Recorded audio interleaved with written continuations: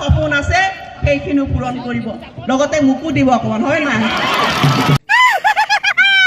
BJP মন্ত্ৰী আৰু MLA সকলে কিমান মিছা কথা কয় আপোনালোকে এই ভিডিঅ'টোত গম পাব, আৰু কিমান চলাহী কথা কৈ মানুহৰ মন ভুলাই আপোনালোকে এই ভিডিঅ'টোত গোটেই কথাখিনি গম পাব। মই এনে এটা ভিডিঅ' আপোনালোকৰ মাজলৈ লৈ আহিছোঁ, এই ভিডিঅ'টোত গোটেই কথাখিনি গম পাব, কিন্তু আপোনালোকে ভিডিঅ'টো এৰি নিদিব, ভিডিঅ'টো প্ৰথমৰ পৰা শেষলৈকে চাব লাগিব, তেতিয়াহে গোটেই কথাখিনি গম পাব। এতিয়াই মই মেইন সেই বিশেষ ভিডিঅ'টো লগাই দিছোঁ, আপোনালোকে কিন্তু এৰি নিদিব, গোটেই ভিডিঅ'টো প্ৰথম পৰা শেষলৈকে চাব, আৰু লগতে চেনেলটো ছাবস্ক্ৰাইব কৰি দিব, আৰু ভিডিঅ'টো যিমান পাৰে সিমান শ্বেয়াৰ কৰি দিব। এতিয়াই মই সেই বিশেষ ভিডিঅ'টো লগাই দিছোঁ, আপোনালোকে চাওক। আজি চৰকাৰখনৰ আঁচনিৰ জৰিয়তে সুবিধা পাইছে। আমাৰ মৰমৰ গোলাঘাটখনক আমি ৰূপহী গোলাঘাট কৰিব লাগিব, মৰমৰ সৰুপথাৰখনক ৰূপহী গোলাঘাট কৰিব লাগিব। বিশ্বজিৎ ফুকন ডাঙৰীয়াক আমি মূৰৰ চুলি চিঙি আশীৰ্বাদ দিছোঁ। এজন যুৱ নেতাই মাত্ৰ 4.5 বছৰত আগৰ 75 বছৰৰ লোকসকলে যিখিনি কৰিব নোৱাৰিলে তাৰ সকলো হিচাপ নিকাচ নাইকিয়া কৰি পেলাই এখন বিকশিত সৰুপথাৰ গঠন কৰিছে। আশা আছে, আৰু কৰাৰ আশা আছে। আপোনালোকে এইবাৰ বিশ্বজিৎ ফুকনক 50,000ৰ বেছি ভোট দি জিকাওক, মই আজিয়ে ঘোষণা কৰিছোঁ। অধিক তেখেতক সাহস দিয়ক, যিমান মনৰ সপোন আছে সেইখিনি পূৰণ কৰিব, লগতে মোকো দিব অকণমান, হয় নাই? মই বিশ্বজিৎ ফুকনৰ লগত কেতিয়াও ভোটৰ অংকত মই প্ৰতিযোগিতা নকৰোঁ, মই মৰমৰ অংকত ভগ্নী হিচাপে প্ৰতিযোগিতা কৰোঁ। ভালকৈ কিবা যদি মই মোৰ পৰা দিব পৰা আছে আশীৰ্বাদখিনি মই দিওঁ। গোলাঘাটবাসী ৰাইজে মোকতো বহুত দি আছে, সেই তুলনাত মই হয়তো ব্যক্তিগতভাৱে কাৰোবাক কিবা অকণ দিব নোৱাৰোঁ, কিন্তু এইখন গোলাঘাটৰ আপোনালোকৰ আশীৰ্বাদবিলাক মোৰ বুকুত লৈ দিনে নিশাই মই কাম কৰি যাওঁ। ভৱিষ্যতে 24/7 আপোনালোকৰ কাৰণে কাম কৰিম, সুখে দুখে কাম কৰিবলৈ চেষ্টা কৰিম, আৰু এই NDA চৰকাৰক আমি জীয়াই ৰাখিব লাগিবই। NDAক আমি গোলাঘাটতে নহয়, আমি অসমত প্ৰতিষ্ঠা কৰি এই উন্নয়নৰ জয় যাত্ৰা অব্যাহত ৰাখিব লাগিব। বিকশিত অসম আমাক লাগিবই, বিকশিত গোলাঘাট লাগিবই, বিকশিত সৰুপথাৰ লাগিবই। তাৰ কাৰণে আপোনালোকে আশীৰ্বাদ দিয়ক। অহা 9 তাৰিখে সেই পৰীক্ষা আছে, পিছতো ক'বলৈ পাহৰি গৈছে, লগতে কৈয়ে থওঁ নহয় জানো, চবৰ ঘৰততো যাবও নোৱাৰিব পাৰোঁ। আমি কালিৰ পৰা যাত্ৰা আৰম্ভ কৰিম, আপোনাক লগ নাপাবও পাৰোঁ। আপোনালোকে আমাৰ কাৰণে আজিৰ পৰাই আশীৰ্বাদ কৰক।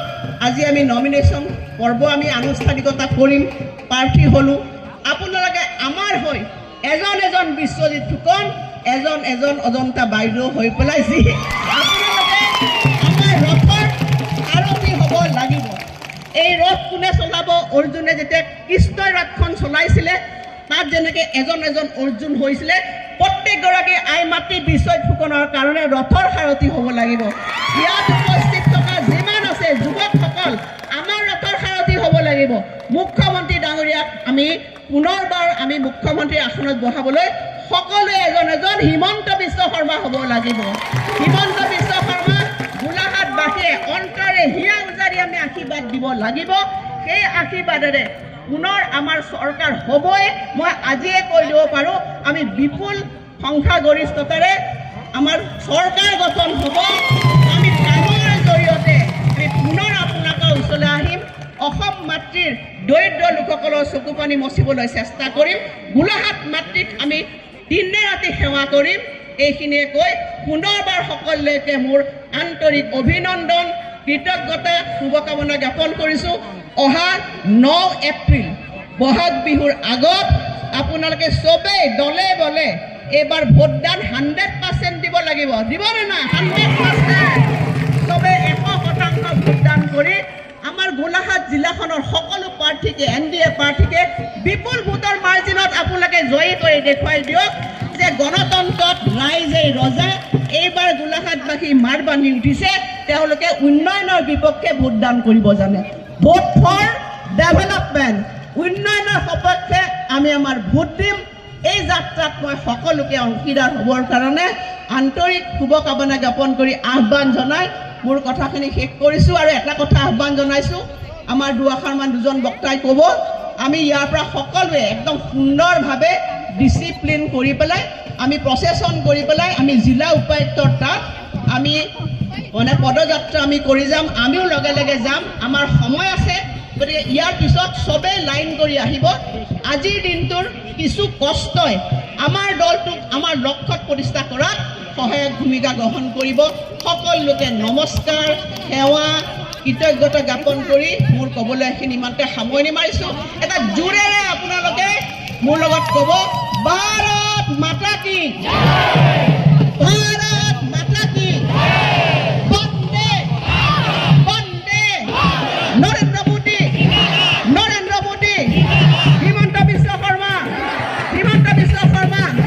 গোলাঘাটবাসী সৰুপথাৰবাসী ধন্যবাদ আপোনালোকে শুনা পালে কি বুলি ক'লে তো মই এটা কথা ক'ব বিচাৰিছোঁ আমাৰ গোলাঘাট সমষ্টিত যিমান উন্নয়ন হ'ব লাগিছিল কিন্তু সিমান উন্নয়ন হোৱা নাই মই ডাইৰেক্টলি ক'ব বিচাৰিছোঁ যিমান উন্নয়ন হ'ব লাগিছিল সিমান উন্নয়ন হোৱা নাই কিন্তু যিমানখিনি কথা ক'লে সেই কথাখিনিৰ মানে আধি কামেই নহ'ল সেইটোৱে ক'লোঁ গোলাঘাট সমষ্টিত তো মই গোটেই A to Z গোটেই পৰিৱেশ গোটেই গোলাঘাট সমষ্টিও ক'ত ক'ত উন্নয়ন হৈছে ক'ত ক'ত উন্নয়ন হোৱা নাই গোটেই পৰিৱেশবিলাক মই দেখুৱাব পাৰিম জিয়া প্ৰতিচ্ছবিবিলাক দেখুৱাব পাৰিম অলৰেডি মই কিছুমান জিয়া প্ৰতিচ্ছবি দেখুৱাই আছোঁ তো আপোনালোকে কওকচোন ইমান কেইটা কাল